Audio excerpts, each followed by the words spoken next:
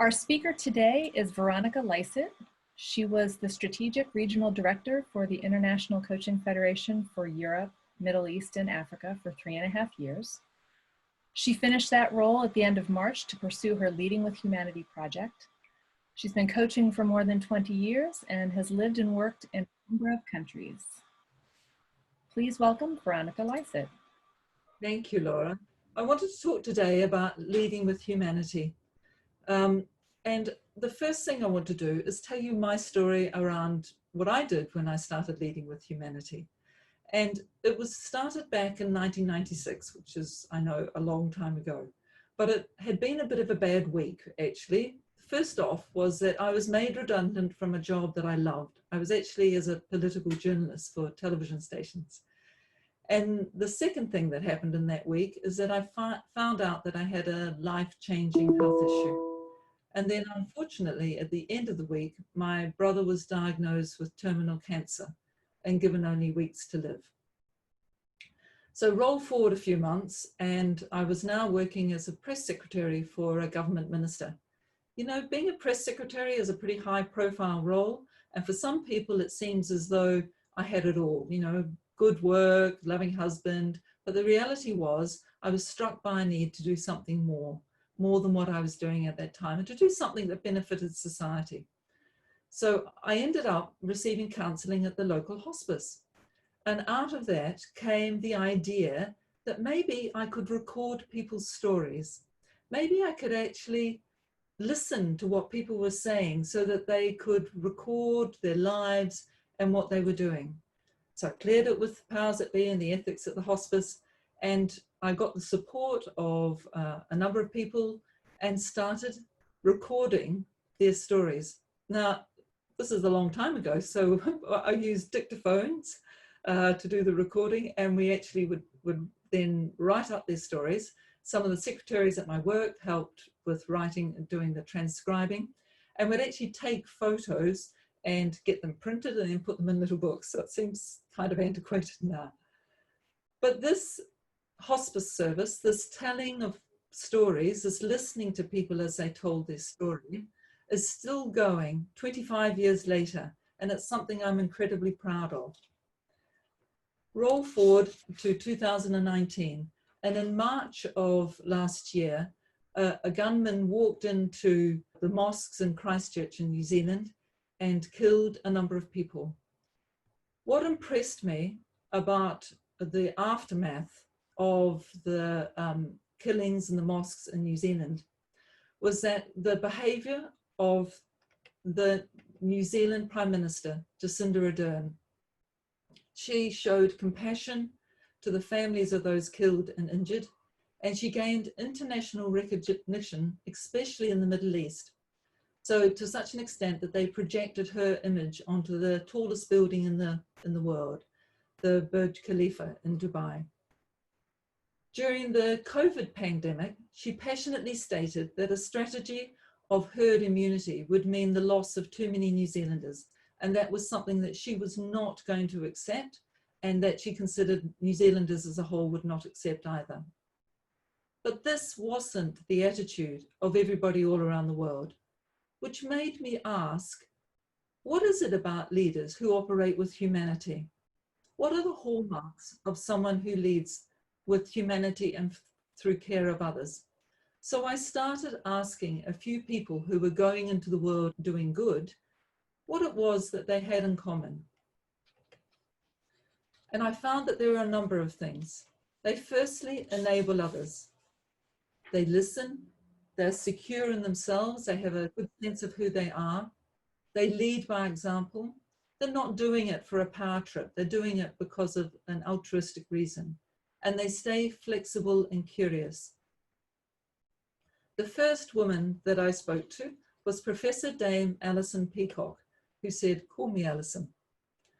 Alison, in 2003, was appointed to be a head teacher of a school that was in special measures. Now, in Britain, a school that's in special measures, that's code for it's failing. It's not reaching acceptable standards. She came into the school, and within 10 months, it was out of special measures. And within 2.5 years, it was rated as being outstanding. So it had gone from being the lowest to the highest in the space of 2.5 years under her leadership. It's a story of a turnaround. And when Alison recalls it, she remembers the woman from the school kitchen who, with support, did her degree and trained to teach. Alison calls the movement that she put together called Learning Without Limits. And 2.5 years later, when they had that inspection, the inspectors came through the school and they talked to Alison and said, who's that wonderful woman that you have, Sarah, who's in teaching the first years, the one with all the sparkle? And Sarah was a person who had been doing the washing up when Alison had joined the school as a head teacher. Alison credits the turnaround to enabling others. So when I asked her about how she led, she said that if we have a workforce that can do what's right for the children, then not only will the teachers be more fulfilled, but the children will have better chances. Our future is in the children that we have in our society. So Alison leads with humanity because she has this real drive to be doing something good in the world. Her turning around the school, the Learning Without Limits that she established, was just the start. She has also established a professional body for teachers called the Chartered College of Teaching, where teachers can get support, connect to others, and basically stick with the profession when they're having a hard time. During the COVID crisis, during the first lockdown, she established a tech service called Teach Together that encourages teachers. So messages are written by psychologists who are trying to nudge the behaviors that would make one feel better. An example would be that she'd send out a text service to all the teachers who are part of the Charter College and say, think about what you're going to do at the end of today that will help you relax. That was then shared with the community and those were collated and fed back to everybody. So a teacher could think, oh yeah, I could try that. Alison is one example of leading with humanity. Another is Anuela Ristani. Anuela is Deputy Mayor of the city of Tirana, Albania. When I interviewed Anuela, her presence and her energy just bounced off the Zoom screen. She was born in Albania during communism, and she was educated in the United States of America, and she is now Deputy Mayor of Albania's capital and largest city, Tirana. She's a woman with passion for people, the people of her city and of her country, and that shows in the way that she leads. In October last year, Albania suffered a major earthquake with the death of 55 people and thousands injured. Now, traditionally, what happens when people are made homeless, and thousands were made homeless in Tirana, is that they're put into temporary accommodation. But Anuela was leading this project, and instead of saying that they should go into temporary accommodation, she listened to what people wanted. And they said that they wanted to stay or find their own accommodation, but they wanted support to find their own accommodation. So the city basically put in place a rental subsidy scheme so that they could find their own accommodation. And that meant the children were able to stay at school, people were able to keep working, they were able to have a faster recovery. So her philosophy about making decisions is simple, is to listen to what people tell you. She says the best decisions are taken when we think of people not as subjects, but as human beings. Tirana is also working on policies to see low levels of homelessness and also plans to make the city more environmentally friendly. And Anuela is another person who's leading with humanity. Another person I spoke with was Mark McCurgo, who is the author of a book and a concept of leadership being based on being a host. Hosting is in his blood, and his father and grandfather served as church wardens within the Anglican Church in the UK, although Mark's now in Scotland and Edinburgh. But about a number of years ago, he was inspired by the proverb that the host is both the first and the last. And he looked at leadership again, and he found that those people who are good hosts and leaders have a secure sense of self. He says that they have to be able to let go of your ego. You have to be able to put other people first.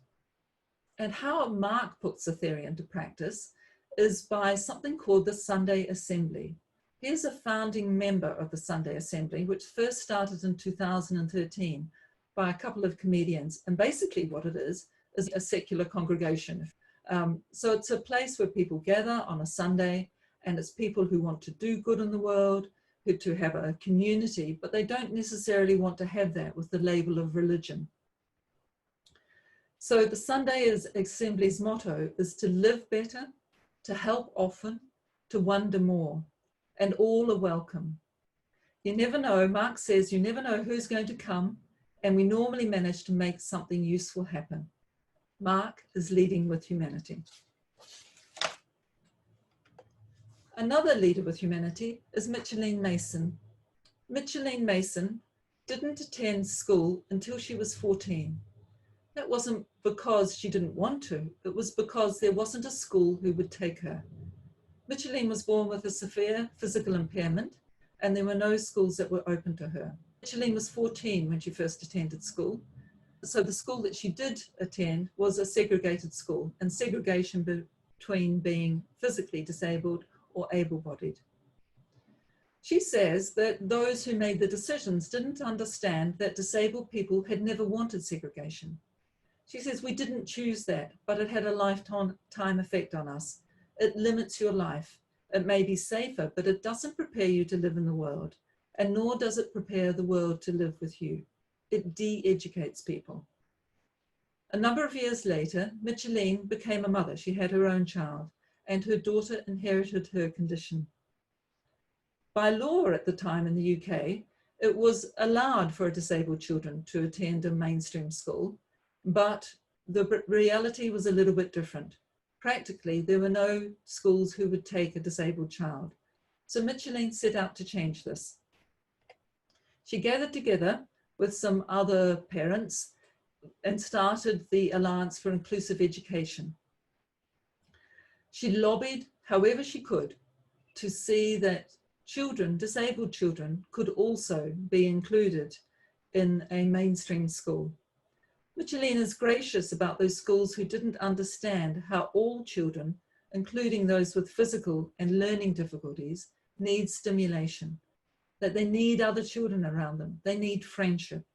They need to see the ordinary world because that's how they learn and how they know what their place in it. She says that a world where everybody is valued is a world that we all want to live in. She told the story of her daughter when her daughter went to a mainstream school, and when her daughter finished school, she went traveling the world with an able-bodied friend. And that's the example of what comes from somebody who starts leading with humanity. Nisreen Al-Sayem. I had difficulty actually finding what label I would give for Nisreen. She's an activist, a protest, an agent of change, passionate about her country and the environment. I was lucky enough to be able to live in Sudan for a month in February this year before COVID started restricting things, and met Nisreen then. She was one of the people who made a big difference in the protests that eventually led to a change in government. So at the end of 2018 and early 2019 was a turbulent time in Sudan, with protests against the 30-year-old dictatorial regime, eventually resulting in a transitional government that will be in place until 2022. As a student, Nisreen was elected to her role as a leader of a group of students because she was doing the small things, she said, like greeting everyone, asking how they were doing, asking if they had any issues with their studying. She laughs about the group that she led, which became known as Nisreen's Batch. Because despite the risk to life with the killing of students on campus, students, particularly the women, decided to keep protesting. Nisreen says that she started with her friends when she wanted to find people to join her in the protests. And she said to them, I think you want me to die. And they said, no, we don't want you to die. And she said, then why are you leaving me to protest alone? And when the young women started protesting, the young men followed. They started protesting in December 2018 until the last day of the broadcast, which was the 30th of June, 2019. At any protest, the women outnumbered the men. Nisreen says that was because there was so much injustice for women under the previous regime. She credits the female leaders as being inspiring, and the result was massive participation in the protests. Not only did Nizreen's batch protest, they also learned from her leadership. She says, people of my batch learned how to discuss, how to present arguments, how to defend their thoughts, and at the end, most of the protests were being led by the freshmen. Nizreen says that the people who had been restricted began to be listened to. Their freedom of speech, freedom of gathering was undermined and restricted. But whenever we gave them the space to speak and you convinced them that you would listen and you understood, then they would actually interact with you. One of the things that Nizreen knows all too well is about the difference between power and authority and leadership. She says that if your priority is maintaining power, then you are a person in authority. If your priority is your people, the people you are leading or the team you are working with, then you are a leader. Nizreen has just recently, about a month ago, was recently appointed as one of 7 young people from around the world to the UN Youth Advisory Group on Climate Change, reporting directly to the UN Secretary General. Nizreen is leading with humanity. The next person I spoke with was a guy called George McCraw. He is a self-confessed water geek, as he puts it. When he finished his degree in the US, he jumped on a plane and went to South Sudan. And while he was there, he got a phone call from a woman in the United States who said that she would give him $50 as a donation on one condition. And that condition was that the money was spent on getting clean water to those who live in the Navajo Nation. Now, George wasn't even aware that there was a problem with access to clean water in the Navajo Nation.